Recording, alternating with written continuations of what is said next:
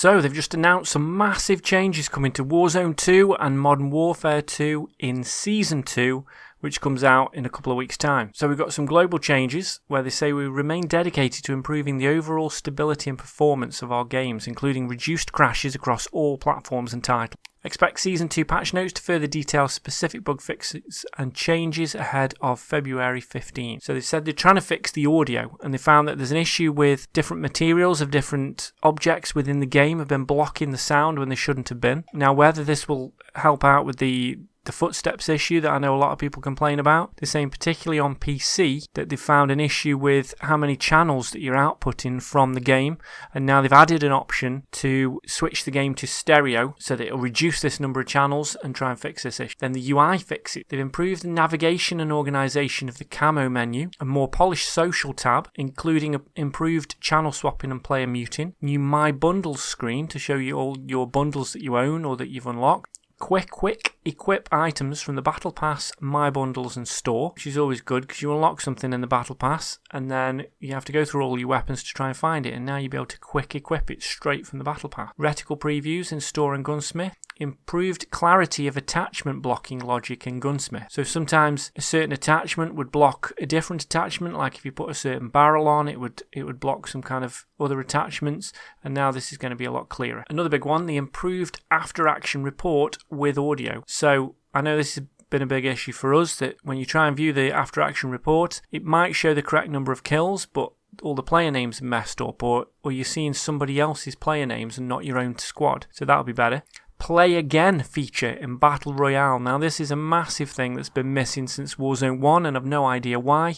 Don't know why it's taken them this long to add it, but now they're adding play again. So as soon as you finish a match, you press play again, starts you queuing straight for another match instead of having to go all the way back out and press start finding a match again. And then there's bug fixes for inconsistencies between challenges, battle pass and weapon progression. There's quite a few weapon balance changes coming, but they'll be detailed in the Season 2 patch notes when that comes out. Then in Battle Royale, the 1v1 gulag is back. So they are scrapping the 2v2 gulag, going back to a 1v1, but they've said to get this out as quick as they can, they've actually edited the existing 2v2 gulag for 1v1, and then they're working on a separate new gulag map that will come out later in the season. They're also changing how the gulag works as well, so the ground loot, they're looking at that, they've revisited that, and they're changing some of the loadouts that you spawn back in with. So they're saying that there's going to be assault rifles, submachine guns and light machine guns, primary weapons. Shotguns have been removed, but handguns remain. So this sounds like as the circles progress, as you get later in the game, you'll come back from the gulag with better weapons. Because as you know, if you respawn late on in the game, everything's been looted, all the boxes have been opened, and it's very difficult to try and land and get a decent weapon. So it sounds like you'll be coming back out of the gulag with a decent weapon to begin with. Also, you'll get more cash as you come out of the gulag. This will help you get back down and get back on your feet faster.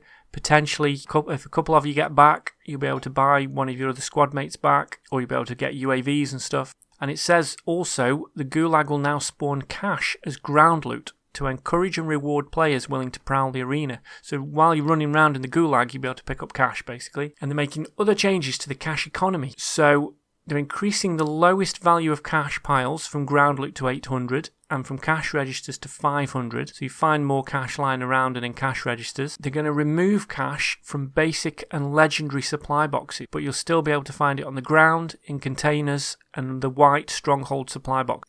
And then some big changes to looting and inventory. So they're moving away from having to go through menus to navigate through the loot when you open a container. So now everything will just fly out onto the floor like it does from supply boxes, so you can see it on the ground and not have to be flicking through a menu. And they're also making a big change to the backpacks. There will no longer be medium and large backpacks in the game. They're removing medium and large backpacks. So everyone will just start with a standard backpack, and that's the only one you get for the whole game. You won't be able to upgrade your backpack. So this stops people getting a large backpack and hoarding loads of kill streaks and self-revives. Finally, to do with loadouts, in Season 2 we will introduce customizable perk packages. Now this is massive, because for the start of Season 1, perk packages didn't even seem to work properly, and obviously you couldn't buy a loadout, so it was very difficult to get a loadout, whereas now they're introducing customizable perk packages, so this is going to be huge. It says it will launch with a slightly reduced pool of available perk, which we may slowly reintroduce over time.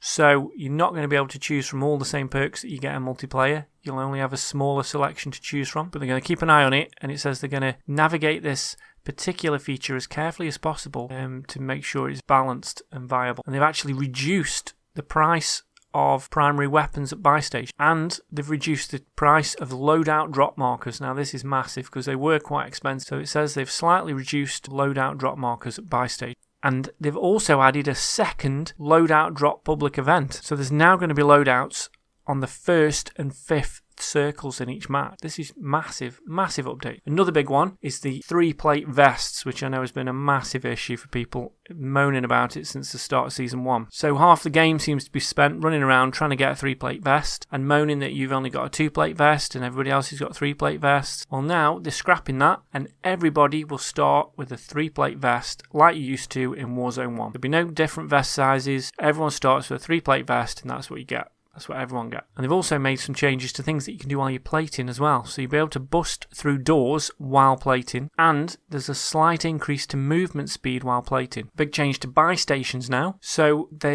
says spawn locations have been added and adjusted, and spawns for buy stations will be static across the map, which suggests that the buy stations will always be in the same place in every game. So they won't be random start of the game, they'll always be in the same place. It says there's some changes to strongholds, but it's not very clear what they are. They're going to keep strongholds and black sites in the game and also the AI, but they are going to be making changes. So now on to DMZ. It says enemy tuning. The AI bots were quite challenging for a lot of people, and the difficulty ramped up quite quickly. So they're balancing this out a bit, and they're adjusting the types of AI and the numbers of AI spawning, and they're changing how accurate their fire is, just to give you a bit more of a chance. They're making changes to spawn points in DMZ to try and improve where you spawn in, so that you're not stranded in the middle of nowhere. Tuning some of the mission difficulty, and it says they're committing to increased stability, so they're trying to reduce the number of crashes, because we know that crashes are a pain in any game mode, but in DMZ it's even more critical because you can lose your primary weapon if the game crashes. All new missions are coming to DMZ for Season 2, a refresh of your current faction mission progress, and an inventory reset. More details follow. And there's a new zone coming to DMZ, third zone called the Exclusion Zone. So you'll have 3 choices of where you want to spawn in. You'll have Al Mazrah, Building 21, and now the Exclusion Zone. Now on to multiplayer. So they haven't forgotten multiplayer. They are concentrating on Battle Royale and DMZ, but there is a few fixed player. So they're trying to tweak the audio, still testing and re-implementing the occlusion system, perk balancing changes, weapon balancing, hardcore mode, proper hardcore mode is returning, and it will replace Tier 1, changes to playlists, and 1 week per month, Infinity Ward will be creating a Twitter poll for fans to vote on one of that week's playlists from a rotating pool. And a big one for all you competitive players, ranked play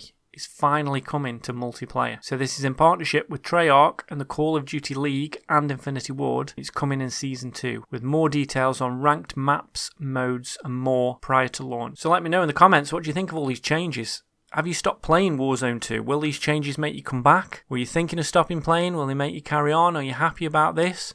Or did you like Warzone 2 as it was and you don't really want them to make all these changes? Let me know what you think. And if this was useful, please like and subscribe.